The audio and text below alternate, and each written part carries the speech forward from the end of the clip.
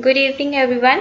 This is another video on semantics and it is on ambiguity and its types. So let's just start with the video. So ambiguity is basically when a word or sentence expresses more than one meaning. When more than one meaning is possible of any word or any sentence, then we say that that particular word or that particular sentence is ambiguous. According to Wikipedia, ambiguity is defined as a type of meaning in which a phrase, statement or resolution is not explicitly defined, and because of that, several interpretations are possible. Now coming to the types of ambiguity, we have two types of ambiguity. The first one is lexical ambiguity and the other one is grammatical ambiguity. So ambiguity due to alternative meanings of an individual lexical item or we say word in a sentence is lexical ambiguity. For example, we have this sentence, he went to the bank. Now here the word bank is ambiguous because it is referring to two kinds of meaning. There can be two possible meanings of this word. So it can mean a river bank, that he went to the river bank, or it can mean that he went to the financial institution or financial bank. So this sentence becomes ambiguous due to the following word.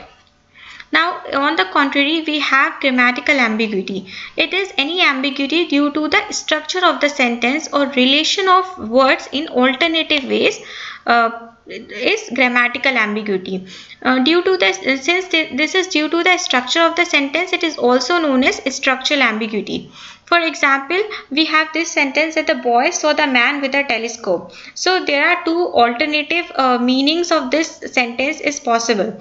First is that the boy saw the man with the help of the telescope, or the boy saw the man who was holding a telescope. So due to the structure of the sentence, this sentence becomes ambiguous.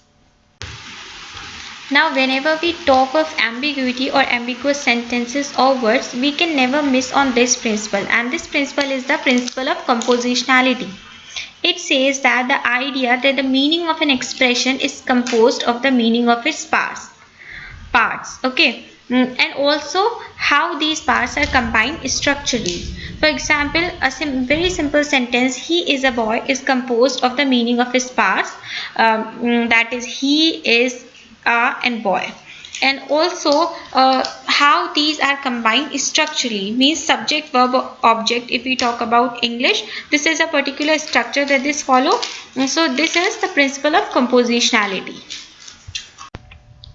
You all might be wondering why we have talked about this principle of compositionality and what is the relation of this principle with that of the topic ambiguity. So we have to follow this principle of compositionality to avoid ambiguity. We have to follow this principle. So this much for today's video. Thank you so much.